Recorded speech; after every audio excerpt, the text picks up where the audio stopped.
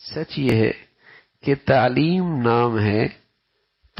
نام ہے زندگی میں زندگی گزارنے کا طریقہ آ جائے، اس کا نام تعلیم ہے.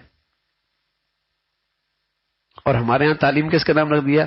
ہاں، پتھروں کو جوڑنے کا، لوہے کو جوڑنے کا، سریے کو جوڑنے کا. ہاں، ارے تعلیم تو نام تھا انسانوں کو جوڑنے کا، اور ہم نے تعلیم کس کا نام رکھ دیا؟ پتھروں کو کیسے جوڑنا ہے، لوہے کو کیسے جوڑنا ہے، پلاسٹر کو کیسے جوڑنا ہے، دھاگے کو کیسے جوڑنا ہے، روئی کو کیسے جوڑنا ہے، کپڑے کو کیسے جوڑنا ہے. اللہ، ہم نے سمجھا تعلیم یہی ہے. تعلیم تو نام تھا انسانوں کو جوڑنے کا.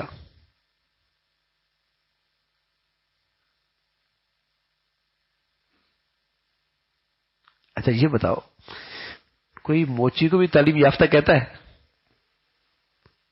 ارے اس بیچارے کیا قصور ہے، وہ بھی تو جیتو جوڑ رہا ہے. تم دھاگے جوڑ رہے ہو، کپڑا بنا رہے ہو، تم تعلیم یافتہ، اور وہ بیچارہ جوتا جوڑ رہا ہے، وہ تعلیم یافتہ نہیں ہے.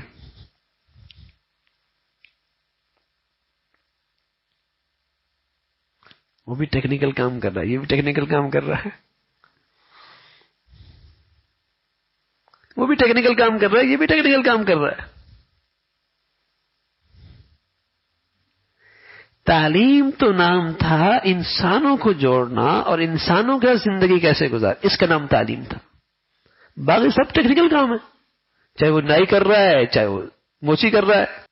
دیکھو نا، اللہ کا نبی ہے، کمرہ چھوٹا تھا جہاں عائشہ رضی اللہ عنہا اور آپ رہا کرتے، چھوٹا سا کمرہ، اتنے بڑے بڑے کمرے نہیں ہوا کرتے تھے. تو آپ تہجد میں اٹھے، ایک ہی کمرے میں سوئے ہوئے ہیں. تو اب آپ جب اٹھے تو حدیث میں جو الفاظ ہیں، قام رویدن ومشى رویدن وفتح روید، بہت آرام سے، کہیں کوئی چیز ہلے نہیں، عائشہ کی آنکھ نہ کھل جائے رضی اللہ عنہ، بہت آرام سے. پھر جب اٹھے تو بہت آرام سے جوتے پہنی چلے تاکہ کہیں آواز نہ آئے. پھر دروازہ کھولنا تھا، بہت آرام سے. ہم کہیں گے زور سے کرنا کہ تہجد تو پڑھے. ارے میاں، کون سا تہجد فرض ہے؟ تکلیف پہنچانا حرام ہے. تمہارے اس تہجد کا کیا فائدہ جس سے دوسروں کو تکلیف پہنچے؟ ہاں، وہ تمہیں کہہ دے تو ٹھیک ہے، وہ خوش ہو تو ٹھیک ہے،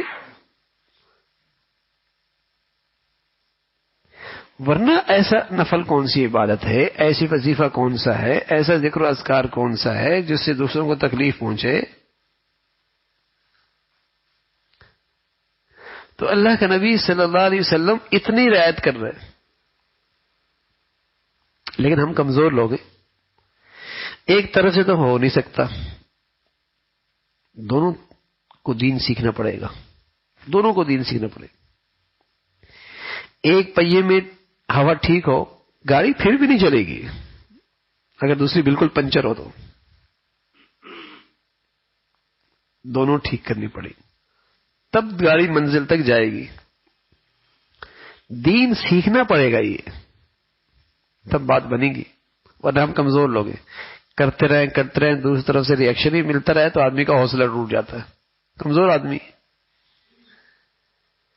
لیکن کوئی آدمی حوصلہ رکھے تو اجر بہت ہے، ثواب بہت ہے، اس کی جنت اسی سے بن جائے گی. ایک بھی نفل نہ پڑے، یہ سب سے بڑا نفل کا ثواب اسے ملے گا. ایک بھی وظیفہ نہ پڑے، ان تکلیفوں پہ صبر کرنا ہی اس کے لیے جنت ہے. لیکن دین کے ماحول میں گھر والوں کو آنا ضروری ہے، دین سیکھنے کی چیز ہے. اچھا، یہ چیزیں سننے سے نا، یہ نہیں کہ آج ہی ہماری زندگی میں آ جائیں گی، لیکن ایک چیز ضرور پیدا ہو جائے گی، احساس تو ہو جائے گا میاں کچھ غلط ہو رہا ہے،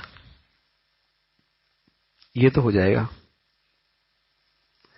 عمل تو آتے آتے آئے گا، لیکن اس کی برکت سے ایک احساس پیدا ہو جائے گا. آدمی کوشش شروع کرنے لگے گا، اللہ سے مدد مانگنے لگ جائے گا. بس نجات کے لیے یہی چیز ہے، کوشش کرنے لگ جائے گا اور اللہ سے مدد مانگنے لگ جائے گا. نجات کے لیے یہی کافی ہے.